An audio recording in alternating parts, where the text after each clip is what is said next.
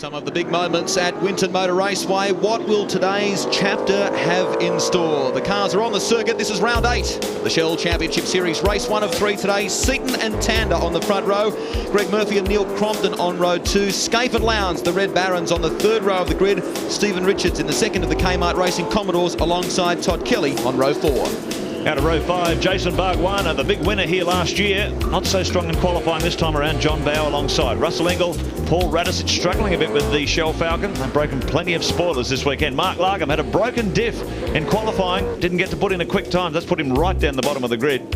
Stephen Ellery there starting out of 16th. At the back, McLean and Rodney Forbes on the 9th row of the grid. Craig Baird and Tony Longhurst. The Stone Brothers Racing team are struggling, and that is very uncharacteristic. McConville and Wheel on row 11. Jones and Stephen Johnson, row 12.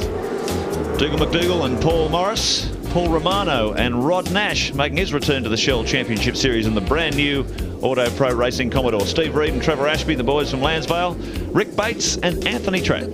Tyler Mecklin making his V8 supercar debut this weekend in the Ultra Tune TDK Commodore. So we will see how the youngster used to race a Formula Ford and see how he goes. This is John Bowe carrying our Be Clear and Simple onboard camera in the Caterpillar Ford.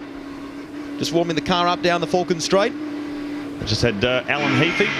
Just joined the team as the new team manager, formerly with Gibson Motorsport and Wayne Gardner Racing, so experience coming on board there.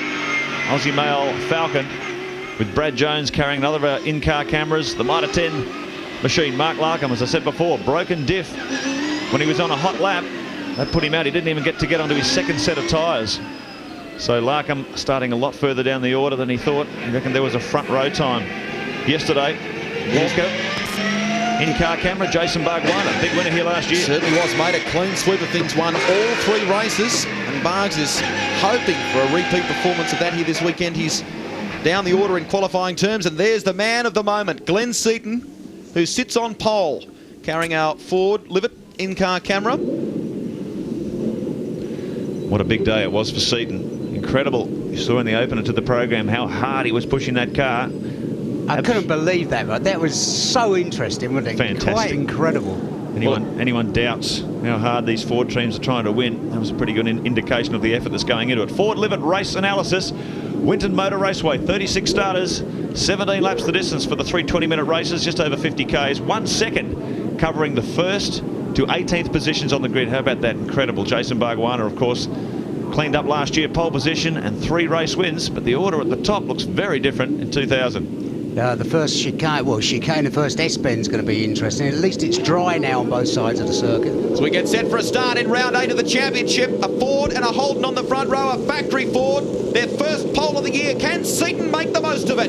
Green light, we're away, or the light's out, I should say. Seaton makes a good start, but Tanner's got the better of it. Look at Murphy, straight down the inside as well. Murphy gets right down the inside. Seaton gets swallowed up. Tanner takes the lead. Oh, Glenn Seaton, though, fights back as they come through the second part of the chicane. They're going to go side by side. Brad Jones, Paul Morris. One of the Lansvale cars in there too. And the circuit is just waterlogged. At the moment, you get offline here and you really go for a swim. Glenn Seaton's in second behind Tander. Good start by the Holden Racing Team duo to jump up from 3rd row of the grid. Look at this fighting going on here. Russell Ingall and Larry Perkins, and one of the Holden Racing Team cars. I think you'll find that's Craig Lowndes. Boy, oh boy, no, it's in fact Todd Kelly. And Mark Scaife made a great start from the 3rd row of the grid. Oh, we've got trouble here. It's one of the HRT cars. Oh, it's at Scaife. It's Scaife. Mark Scaife has spun around. Perkins is in there as well. Wow. Oh, Rod Nash, that's the brand new Repco Commodore.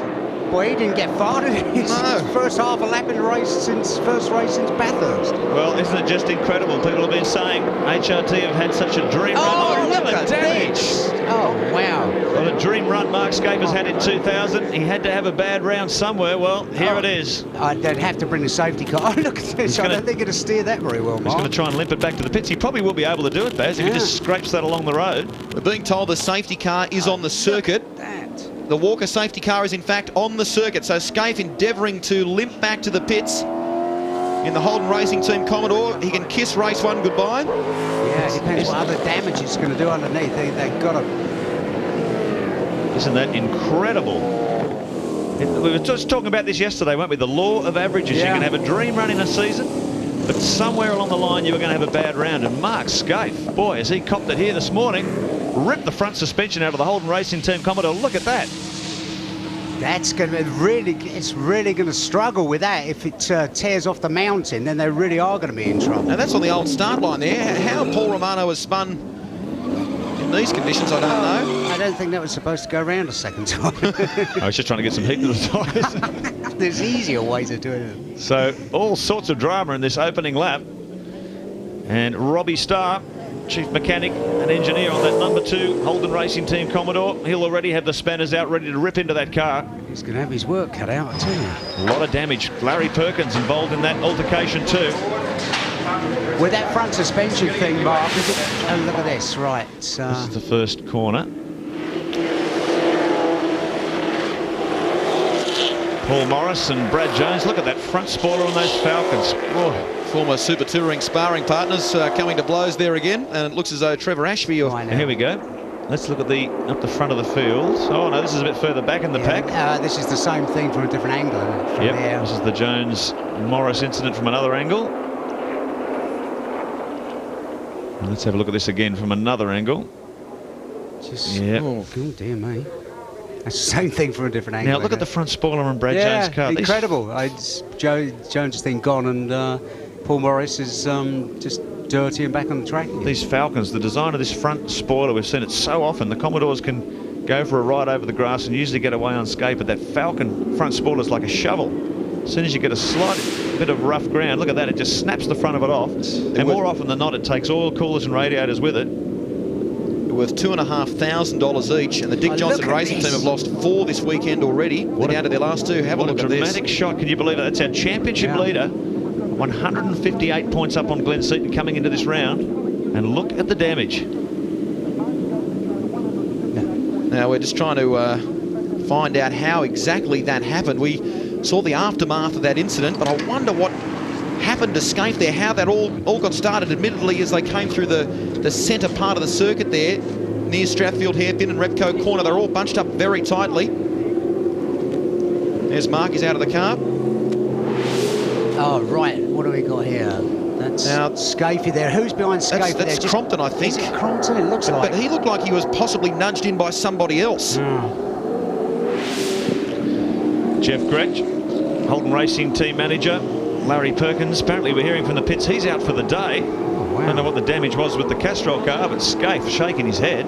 I have got to say, that Skaife thing looks pretty terminal to me. If it's torn the mountain out, Mark, then they're going to struggle, really. Well, Skaife's pointing to the back of the car. I think he's pointing out to his team manager where he was hit as they headed up into Penrite Corner.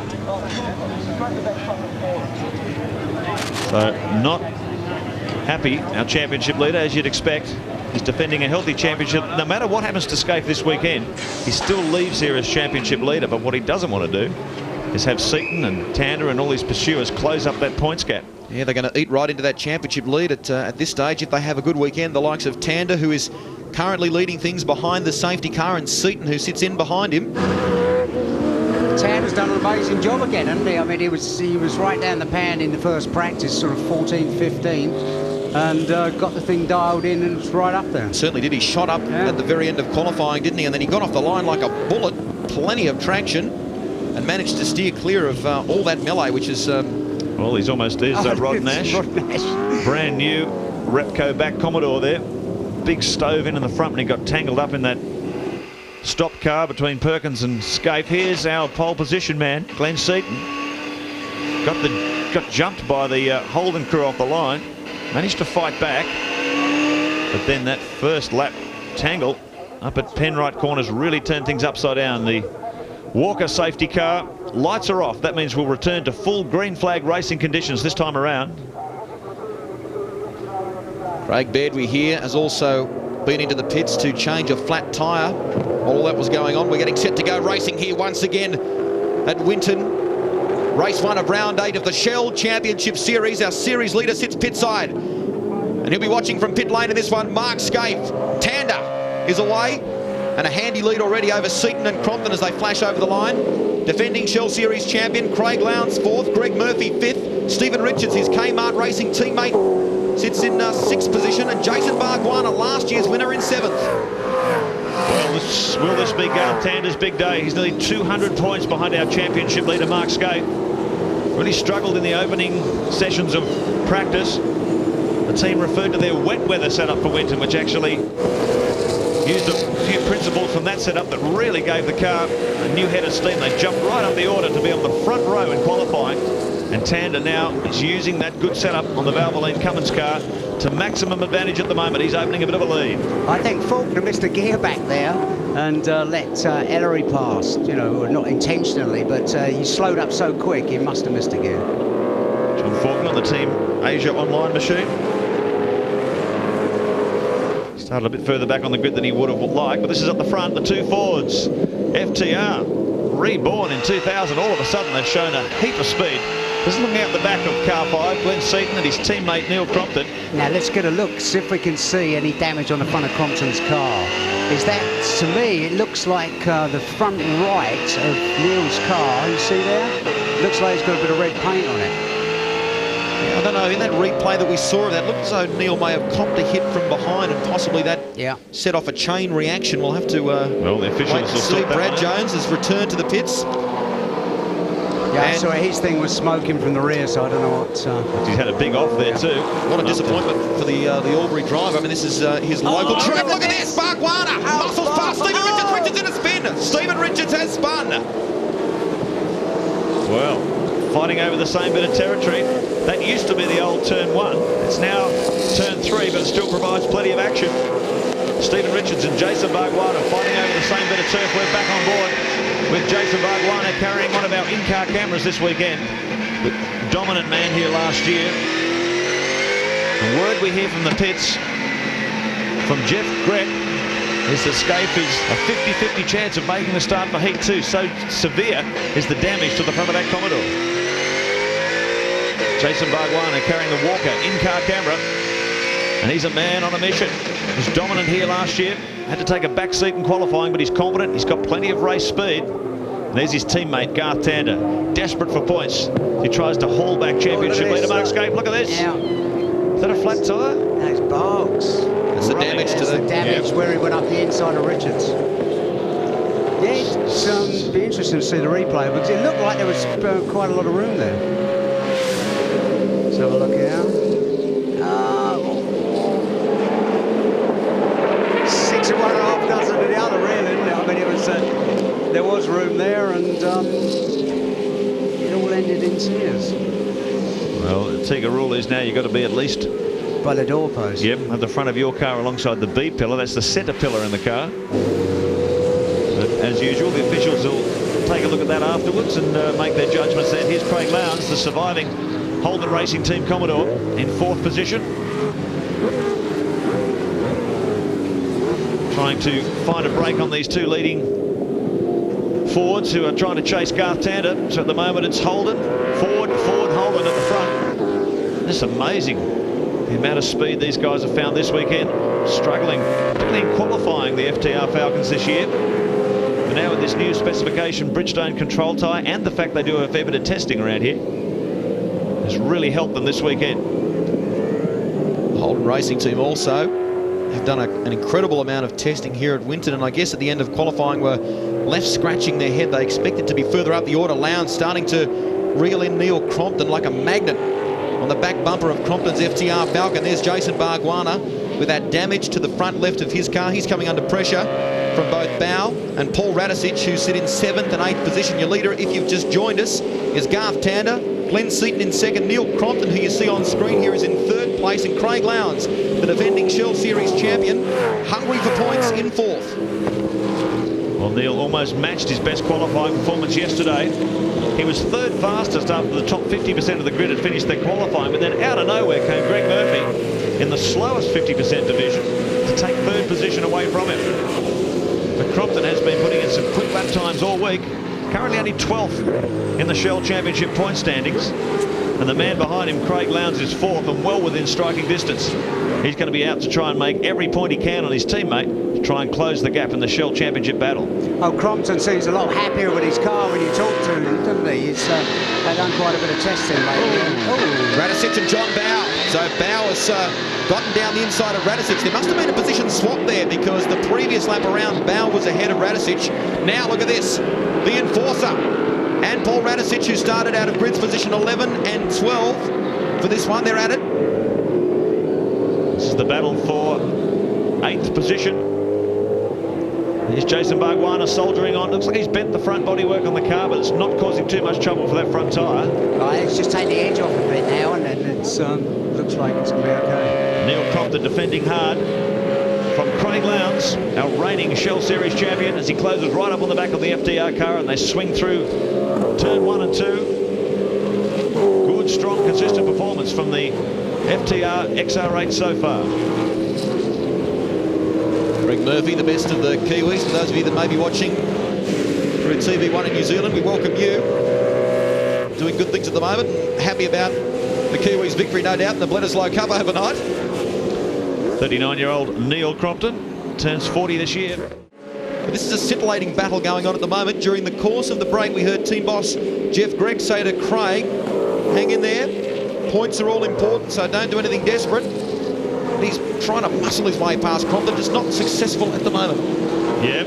Oh, it's Faulkner. Oh, there's so much water on the infield of this place. I mean, once you get in there, you've got little or no chance of getting out. Turns your car into a steaming wreck. Look at the amount of water that thing's taken on board. It's all the radiators, the exhaust system. Oh, it's Longhurst. Yeah. Bodywork damage to the Caltex Haviland Ford. Maybe came together with Faulkner. Yeah, it could have been as a result of that. But look at that tyre rubbing. That's a good wallop he's had there anyway, whoever he... Oh, playing up the inside. Let's have a look at that again, Baz. Yeah. Oh, one... Oh, that's dear right. me, that was a... I think Rodney Forbes was involved in that as well. Three people involved in that. It's, So John Faulkner, let's have a look at this again.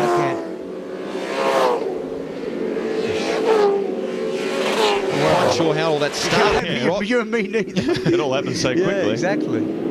Rodney seemed to dive down the inside, and Faulkner, I think, half decided he was coming with him. Once you get a wheel off into the wet conditions here at Winton, you are a passenger. 4 laps remaining for our race leader, Garth Tander. These are critical points for the Valvoline Cummins driver. He's really in the thick of this championship battle. He's now 196 points behind leader Mark Skaife.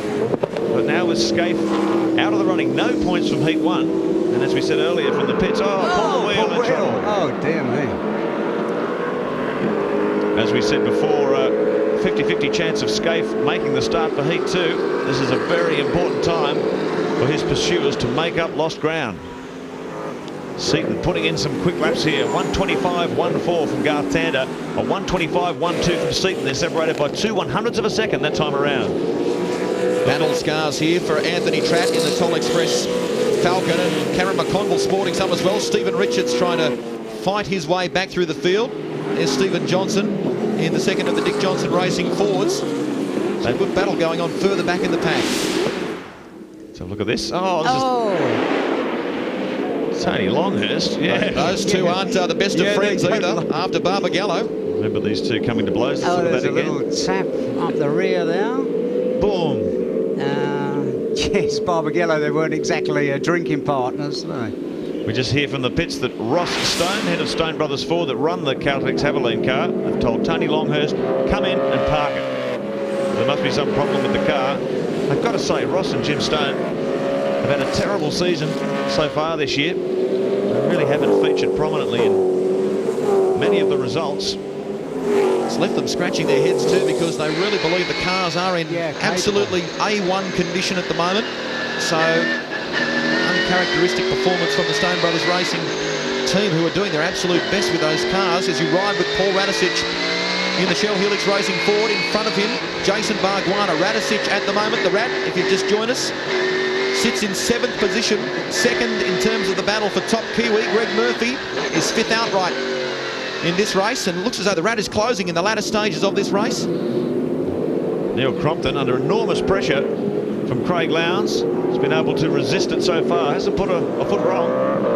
Yeah, talking about Craig Lowndes, Mark, there's a lady that's pretty poorly in bed at the moment. Her name's Jenny Sager, and Craig and Mark send you a big kiss and lots of love, and I hope you get better pretty quickly. Look at Longhurst's car. Oh, boy. Flat tyre. He's got to try and limp it around to the pits now. What a terrible weekend for Ross and Jim Stone. As you say, it kind of gave him a full sense of security when Beardy won down at Phillip Island. Everybody thought, oh, yeah, we're really going to see some stuff here, but hasn't gone very good for him. There hasn't been a repeat of that performance, has there? 2 laps remaining in this one. It's been a difficult season for Baird. He's learning his way around a lot of these tracks this year as well. Certainly is. Don't forget, if you want to catch any of the action in terms of V8 Supercar news, results, championship points, the whole lot, go to the official V8 Supercar website, v8supercar.com.au. Now, on that website, there is also a link to the Channel 10 website, so you can check us out as well, all our program information. Why not click on the RPM icon or link as well? Check out Barry Sheen's beautiful face in there. Tander.com.au is the website address. It looks like Tander is just sort of going as fast as he has to go, looking after his tyres at the moment.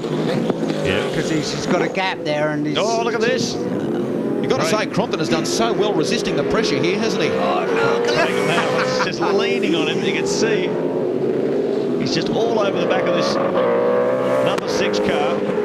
Crompton, second of the FTR Falcons. His best performance in a long time. Did a great job in qualifying yesterday. And obviously got a good start. In actual fact, it was only the last sort of 5 minutes that Tander knocked him off of the front row.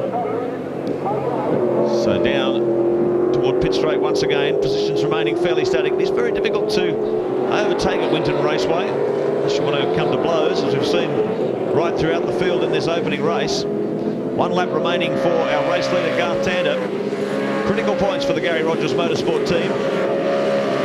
And there's the enforcer, Russell Ingall. A little bit further back in the order, currently in 8th. End of this long leading train of cars. $10,000 poorer, 20 championship points down after that controversial altercation with Mike Emery at Queensland Raceway. I've seen so much mail, so many fans talking both for and against Ingall's actions. So the enforcer really in the news at the moment. Often wondered if you could do one of those easy 24-month payment plans on a fine like that. I'll have to introduce that. Meanwhile, this is a bit further down the pack. You saw Paul Morris take a big run off into the scenery at turn 1. Look at this. This is... there's no way that Crompton's going to give this up. Lowndes is painting his mobile signature on the back of that bumper bar. Crompton.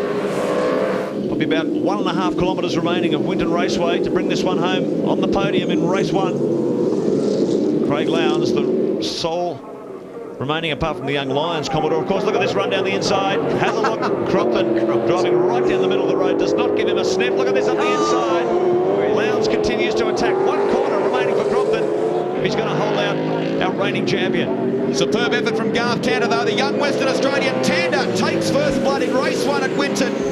Glenn Seaton will get home second. Neil Crompton, a marvellous performance in 3rd place, just holds out Craig Lowndes in that scintillating battle which has raged right throughout this race. Greg Murphy home in 5th position. Jason Bargwanna 6th.